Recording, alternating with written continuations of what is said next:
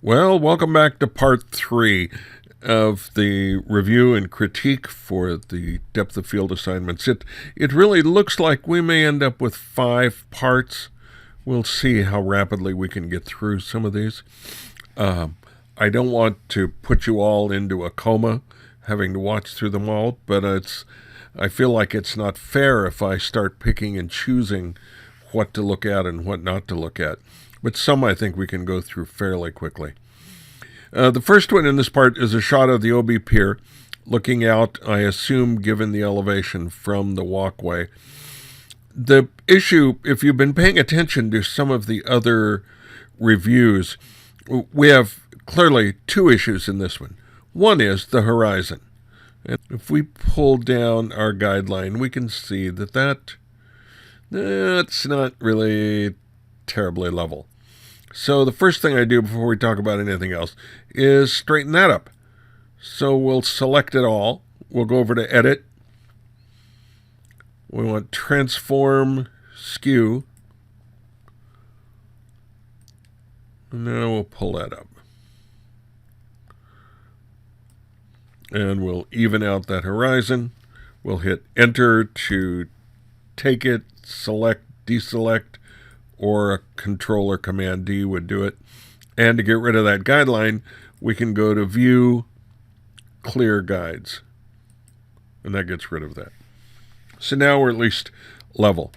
Now we face the real aesthetic problem of what is this shot all about? Is it about the pier? Well, maybe. We can see that it's a long pier going way out. Looks like it has wings on both ends of some kind. So that may be what the shot's about.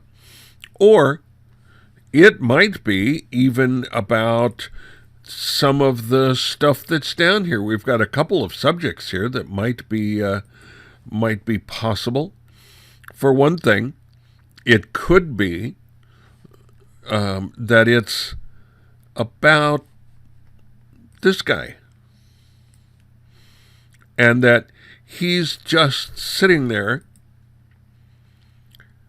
laying in wait, being really quiet, going to lure this character in and have him for a late night snack. That this is actually a trap. Or it could be that the Gaul, this character,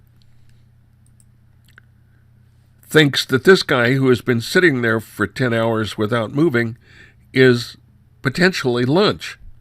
So there are a couple of potential stories in here, but it's hard to tell which really is the story. What I would do, if it's going to be the pier, then we really don't need all of this foreground.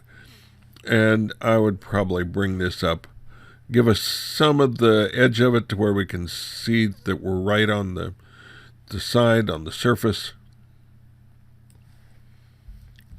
Bring this a little and take that. Now at least we know it's about the pier. If, unfortunately, it was about these guys, then we need a lot more exposure and a lot more data in order to make that work. So, again, and you're going to find me harping on this all the time because this is really, really important for you when you've got a scene in front of you. And you feel like, boy, here's the picture. Here's what I want. Stop. Go ahead and get it out of your system if you just have to snap the shutter. But then look at it and ask yourself, what is this photograph about? How am I responding to this? In a few more lessons, we're going to be talking about point of view, how you may change that and deal with it. But you already need to start thinking about if this is my subject, if this pier is my subject, where do I need to be to make my statement about it? Which means you need to get in touch with, what is your statement about it? It's really long.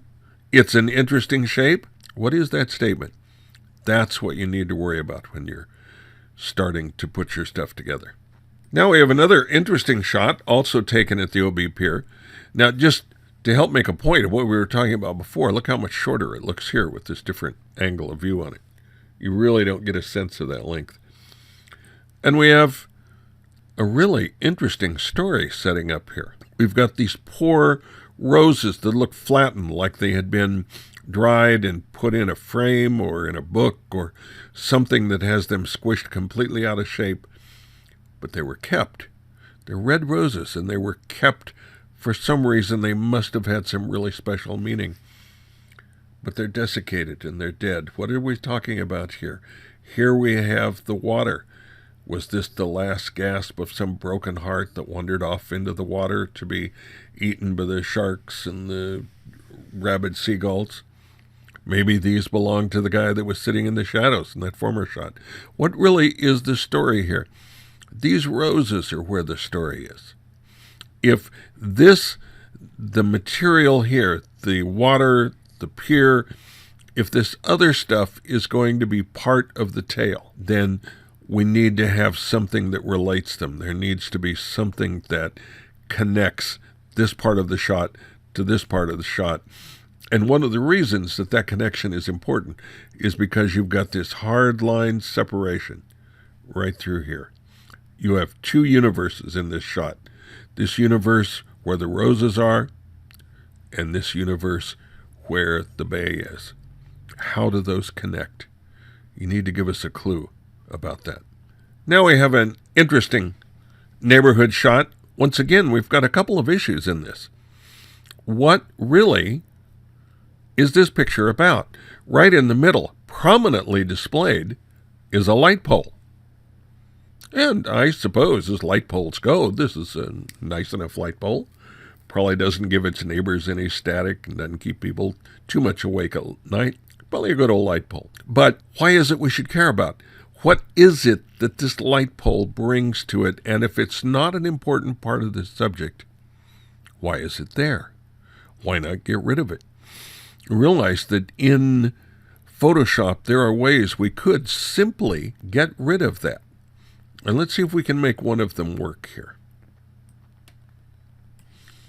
If we come and we pick up this pole, I now have the freehand selection tool.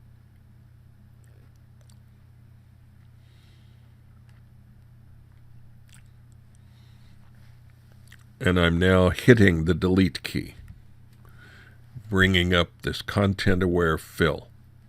And I say OK.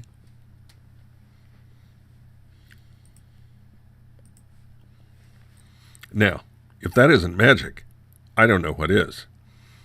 So we can get rid of some amazing things if we want to, but now we've got this shot, and we still have the question of what is this shot about? Is it about these cool, gnarly branches? This tree? We've got a lot of things going in different directions here, pointing in different ways for us. In one, we've got this branch going out this way, and we've got this one coming or going in this direction. We've got these houses going like this going here. What is any of this pointing to? Problem is, who knows? Because our eye doesn't get to stop and settle anywhere. So again, if you are just showing that the housing complex is full of trees, fine, you did that. But you haven't told us much at all about the architecture of the complex, about how things were arranged, about how people interact in the complex. None of that's happening. But this shot does give me an opportunity to play a little with some things. And the first thing I want to do is get rid of these lines. And I'm going to use the spot healing brush. And with that, I'm just going to paint over that line. That's gone. That line, that's gone. Here's another little one. So we've got the sky clear here. First thing I want to do is brighten this up just a little. So I can try that a couple of ways. Probably the easiest is to go into Adjustments, Curves. And now, most of this is mid-toned. So I want to bring that up a little. I want to make that brighter. And now that I've done that, I want to bring these shadows back down just a little bit so we've got some depth in it.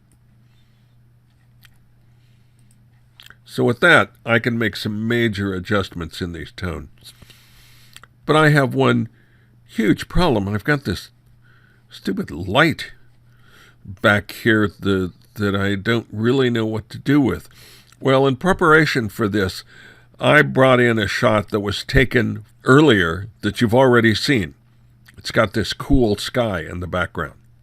Okay? So what I'm going to do is take this shot. I'm going to take the whole thing. I'm going to do select all. I'm going to copy and paste it. I could do a Control C and a Control V, but to let you see what I'm doing, I'm going to make a copy. Now I'm going to go to this file, and as you can see, here is this file and here's this page. And I'm going to do a copy, or a paste rather. And now I've got the two layers. I've got this image over this one. And what I want to do is put this sky in this shot. So I need to select this sky, and there's a number of ways I can do it, but here's going to be one of the easiest. I'm going to go into select, color range. Fuzziness is a tolerance setting. I'm going to start with that. Pick out some of these other things that seem to be blocking it. Now I'm going to bring this setting up a little. And now I've created a mask of this area. There are a couple of other ways to do it, particularly if you have a really complex area to try to pick out. And I'll show you those another time. We'll play with this more because this is something you may want to play with. I have a feeling I'm going to need to dress this up a little. So I'm going to do select, grow. It's going to make it just a little bigger. Now all I have to do is grab my eraser tool, run it through there. Let me get rid of my marching ants with a Control H. And now I've got some fringe areas I would need to deal with. Now what's possible is I can come in to my modify and expand my selection a little. I'm used to working on higher pixel rates. So let's see what we got. We need to go more. We'd ultimately need to expand this into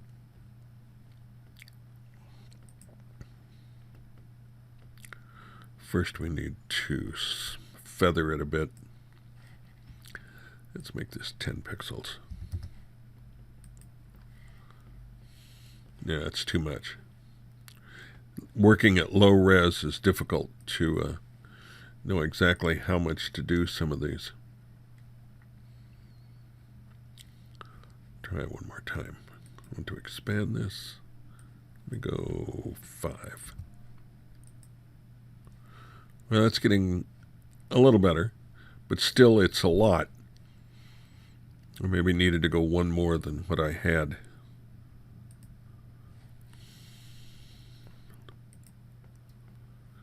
I'll try this one more time and then we need to move on. Oops.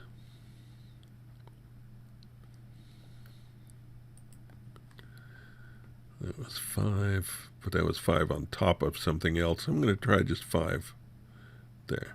Well, that's closer, but it's a little too much. Ultimately, if this were a high-res image, it would be so much easier. Our problem is with the low-res image, we have so few pixels. Trying to pick the exact amount that lets it move up to the stuff around it, lets the selection move up to the stuff around it, is really difficult. But you can see where that's going. Let me give you one more quick way of doing this. Here's my two files over here. In this one, I'm going to go to the channels, and I'm going to look for one of these that looks like it's a pretty good contrast. That may be it. and I'm going to duplicate it. Now, I'm going to come in to threshold. Threshold turns everything to black and white.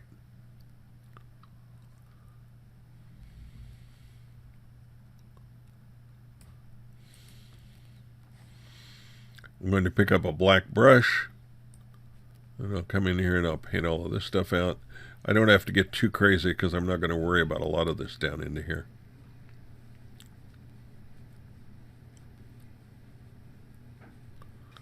Although that's an easy one to do. Then I'm going to pick up my magic wand. It's going to want to be contiguous. I don't want it to be.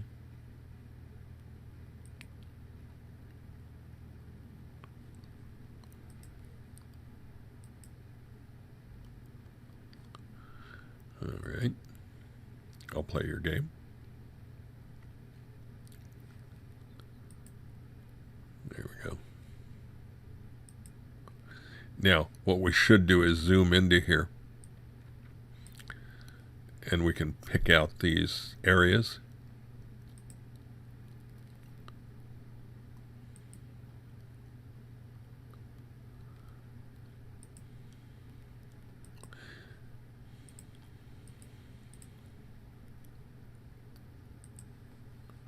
Now again, I'm not going to get all of these in this little demo, but you'll get the idea of what we're doing in a second.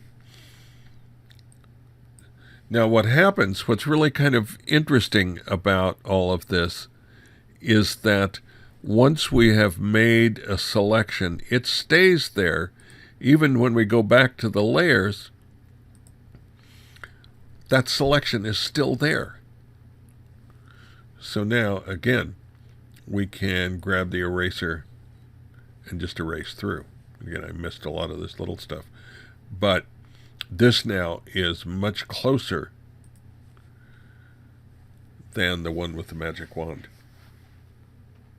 So you can play with that. We can do some interesting things with it. And because it's on two different layers, I can deal with them individually. So I can go into image adjustments levels. I can take just the sky down a little bit. Or I could bring this part up, or I can work just on this layer alone to make it warm so that it kind of matches that sky.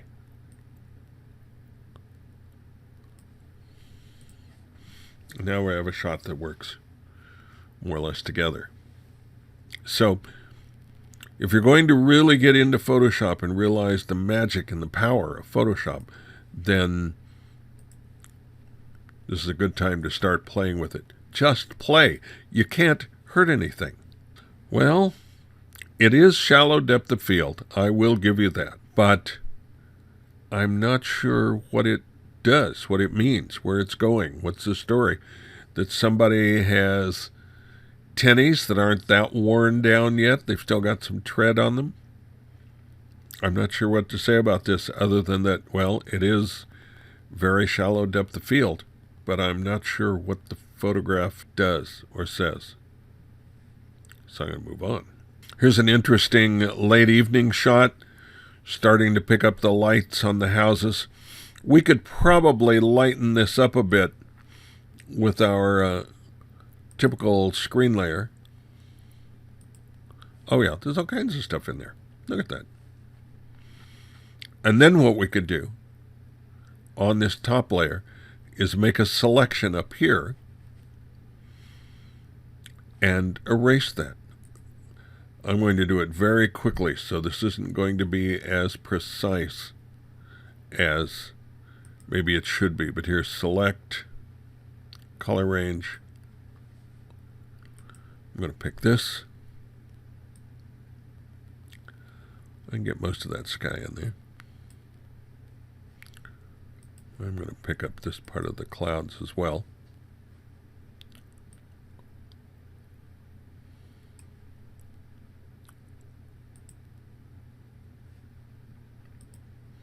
Now, I have picked up a lot of this down here, but I don't care because I'm not going to use it. So I'm going to make this a layer mask, invert it, and there I have both my foreground and background shots together. And if I want to simply take this and darken it, then I can do that as well.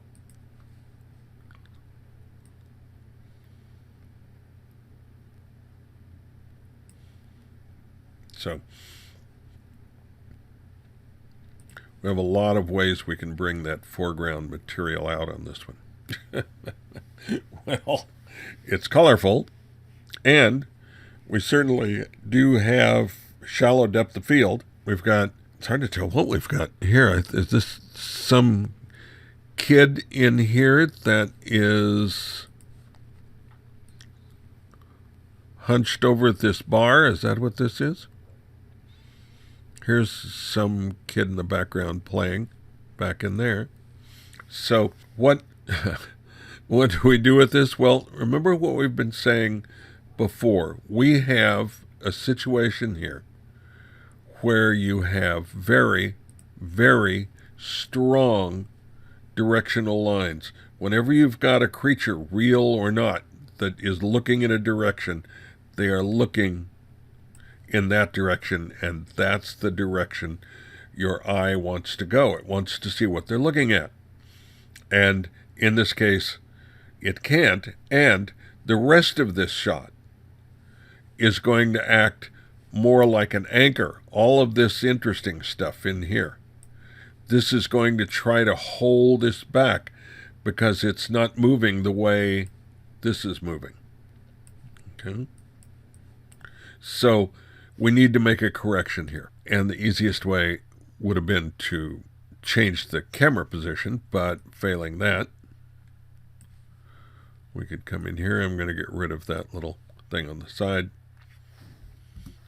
And now we have a shot of this. We could take a little off the top. We could narrow it down a little bit more for an aspect ratio match to something. But now this becomes the main subject. This again would have been a perfect vertical with this little, I assume that's a seahorse, little creature here. Oh, well, this is cool. I've always liked what it looks like here when the sun is going down and it's got that golden light, but there is a storm in the background. This works really pretty nice. Because it really makes all of this stand out. Your exposure on these hotspots is almost dead on. They are showing detail, but they're not blown out. You did a really good job on this. The combined thing of this Southern California palm tree look with this stormy background is really pretty cool. What I would probably do to this one is maybe bring those storm clouds down a little bit in terms of the darkness. So let's see if we can do that. A little here. Hold down the Alt key, use a multiply layer. Now with the white brush, a nice big soft one. Let's make sure that it's soft. Normal, let's drop the opacity. I use the bracket keys to make the brush bigger.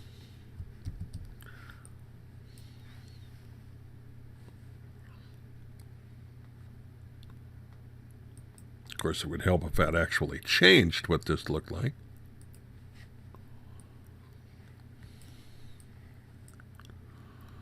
Bring that down. Going back to a black brush to bring this tree back.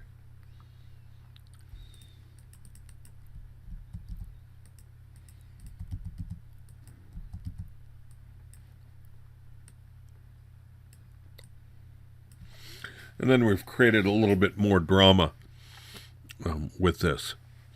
What I would also do maybe is vignette this front just a little. So let's go back to the white. We'll turn our brush way down, use the edge of a big soft brush, and let this come down just a bit. We might need a little more than that. There we go. So that our houses really stand out. That's a really dynamic picture of those houses. Here we have another flower macro shot, almost. Nice, smooth bouquet in the background. I would just make it stand out more. I would bring this down a little. Let's see what happens if we do this. No, wrong layer. Make a multiply layer, and we'll just lighten it back up a little.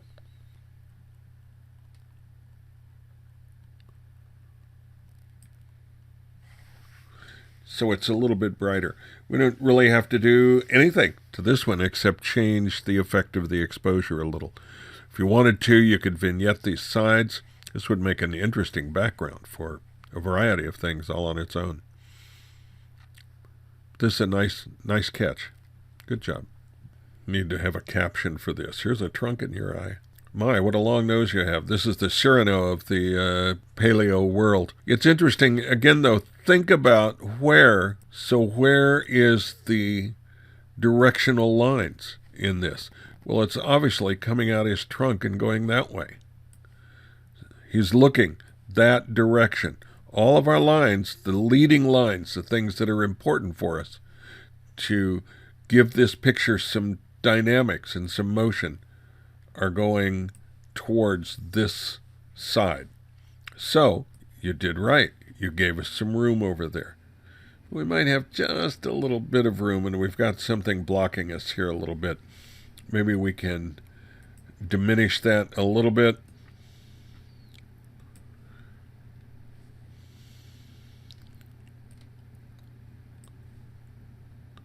So you definitely started out with the right idea here, and you did a nice job of that. Okay, this is going to be the last shot for this section. And we have a little gnome sitting on a little mushroom with flowers in his hand, I assume courting a lady gnome of some kind that has captured his tiny little heart. So this is cute, a nice use of minimal depth of field. I think the only thing I would do here is bring down this background. Well, you've seen us do that with burning and dodging and with layers. I'm going to try something with this one. I don't really know if it's going to work or not, but we're about to find out. I'm going to make another layer just so I have something new to work on. And then I'm going to make a new layer of this one. So I've now got 3 layers. I'm going to go to a luminosity layer again. Do my image adjustments, black and white. And this time I'm going to bring the greens down. Can you see what that's letting me do? It's letting me bring all of these tones down without affecting the magentas and reds and colors that are in the little gnome or on the mushroom. I could affect those if I wanted to, like that, but I'm going to leave those alone. All I really want to do is bring these down, maybe a little of the yellow down. And now what I've done is created a vignette based on color, not on area alone. So there's my shot. If I didn't like that or I thought it was too much, I could go into my opacity layer and bring some or all of it back just based on how I'm moving the opacity. Okay? All right, this will be the end of the third part. We're about to launch into the fourth part, but first I need to get this uploaded. So I'll see you next time.